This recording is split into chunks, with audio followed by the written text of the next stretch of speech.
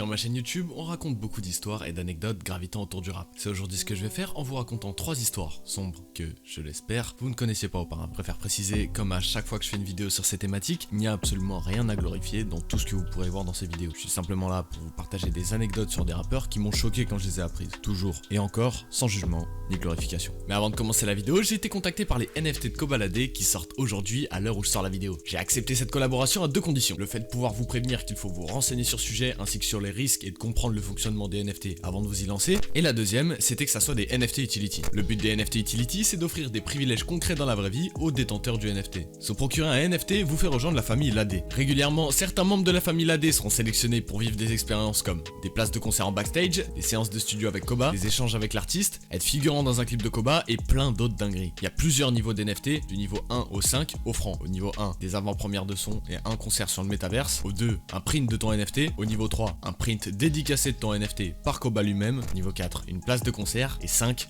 une soirée privée avec Koba. La collection est composée de 3333 NFT et sortira sur la blockchain Solana. Tout se passe autour de leur Discord, alors je vous invite à rejoindre le lien en description si vous êtes intéressé, ainsi que le lien du site avec.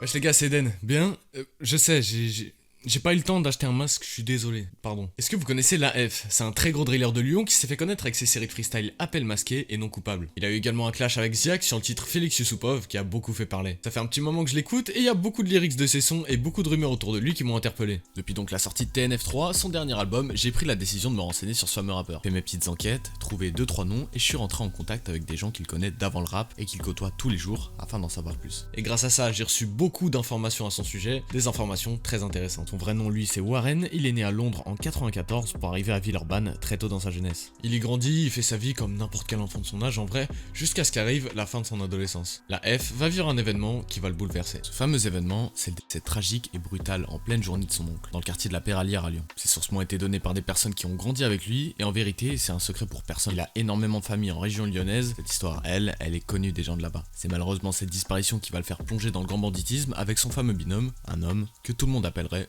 vous l'aurez compris, c'est un surnom que tout le monde lui donne à Villeurbanne, il s'appelle en vérité. Mais vous comprendrez bien évidemment que je préfère préserver son identité pour des raisons logiques. Donc, et lui, actuellement incarcéré pour 21 ans. C'est donc avec ce fameux acolyte qu'il a monté une tournée de braquage en série. Tout ça jusqu'à son arrestation en 2011 où il se fera prendre pour le braquage d'un cash converteur dans le centre-ville de Lyon. Un butin de 45 000 € et plus d'1 kilo d'or vont être récoltés. Le butin lui ne sera jamais retrouvé et la F va prendre 5 ans de prison pour ça. On a pu le voir en parler dans de nombreuses interviews, le masque ce n'est pas que pour préserver son identité, c'est également parce qu'il a de gros problèmes judiciaires en ce moment. Non, à la base, le masque, c'est les problèmes de justice, frérot. Moi, je sors de prison pour une tentative de... J'étais en prison pour braquage aussi, j'étais en prison pour stupéfiants. J'ai une juge qui me cassait les couilles à ma sortie de prison. J'avais beaucoup de justificatifs à donner, les ci, les ça, donc voilà. Moi, je voulais rapper, comme j'ai dit tout à l'heure, parce que c'est ma passion, et c'est... Mes problèmes, ils commencent à être réglés. Il y a également d'autres éléments que j'ai, mais à partir de ce moment de la vidéo, je vais commencer à prendre des pincettes pour pas que la vidéo saute. Tout ce que je peux dire et montrer, c'est un article de journal datant de 2017 qui coïncide parfaitement avec mes sources. C'est donc supposément en 2017 que l'AF, accompagné de 2 autres membres de son équipe, ont ouvert le feu sur leur cible en plein centre-ville de Lyon, littéralement en face de la mairie du maire Gérard Collomb. Un acte froid qui coûtera presque la vie à cette personne. Cette attaque lui laissera des séquelles irréparables, le laissant en chaise roulante. La F a donc fait 7 ans de prison en tout, entre plusieurs allers-retours, bracelet, il est actuellement libre. Moi j'ai mes sources mais je peux pas tout affirmer à 600%. En revanche, ce que je peux vous dire c'est qu'il fait référence à cette fameuse chaise roulante dans Appel masqué 10 et dans Alex Hunter.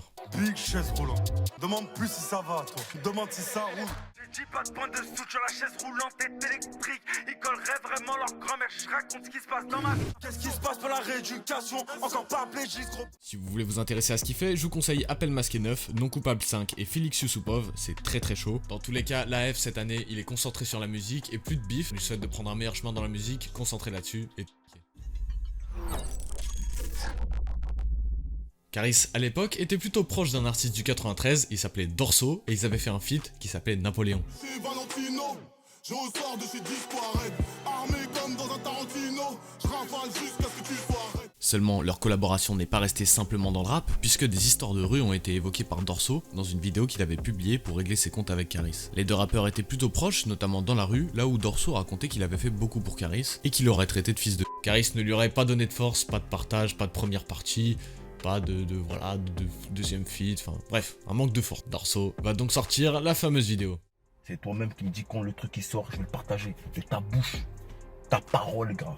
La parole dans la rue, c'est très important quand tu dis quelque chose à quelqu'un. Ta parole, gars, je vais le partager, gros. T'as pas... C'est même pas une question de partage. C'est une question de principe. C'est des codes, c'est des principes.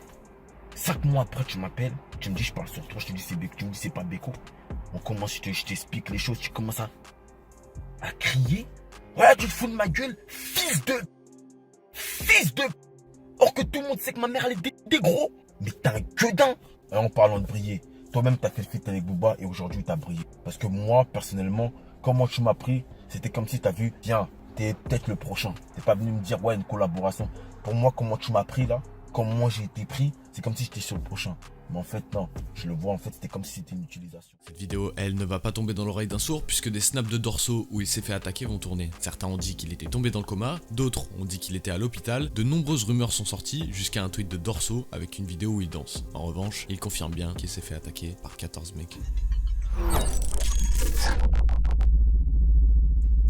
Je pense que vous connaissez tous DaBaby, l'interprète de Bop et de Rockstar multiplatine. En 2007, à l'époque où il s'appelait encore Baby Jesus et où il n'était pas connu, DaBaby faisait beaucoup de scènes à droite à gauche avec son équipe. Notre histoire, elle commence un soir où l'artiste n'a pas ou encore très peu de renommée. DaBaby est dans son appartement un soir et il entend des bruits dans son salon. Ni une ni deux, il choisit d'attraper son calibre et va dans son salon. Ces derniers étaient en train de faire du bruit pour savoir s'il y avait quelqu'un. Il arrive dans son salon et voit 6 cambrioleurs, notamment un qui va être relativement proche, à qui il va donner un coup fatal. S'ensuit inévitablement des échanges de tirs dans l'appartement jusqu'à ce que les autres cambrioleurs s'échappent. DaBaby, lui, est sain et sauf, jugé quelques temps plus tard et acquitté pour légitime défense. Il y a également l'histoire du supermarché, mais elle est plus connue et je pense que vous en avez déjà entendu parler, mais je vais vous la raconter quand même. Une soirée d'hiver dans le Walmart d'Huntersville, DaBaby est avec sa famille et achète des vêtements pour ses gosses. Jusqu'à ce que 2 mecs le reconnaissent, viennent l'interpeller en le menaçant, lui et sa famille. Les faits dégénèrent rapidement et DaBaby tirera sur l'un des deux, Jalen Craig. Le centre commercial est alerté par le bruit du tir et DaBaby, lui, sera acquitté encore une fois pour légitime défense. Si t'as kiffé la vidéo mon ref, comme d'habitude, tu connais, on est que 15% à s'abonner, si tu peux m'aider, ça me ferait super plaisir, voilà, c'est juste un petit bouton en dessous, tu peux mettre la cloche également,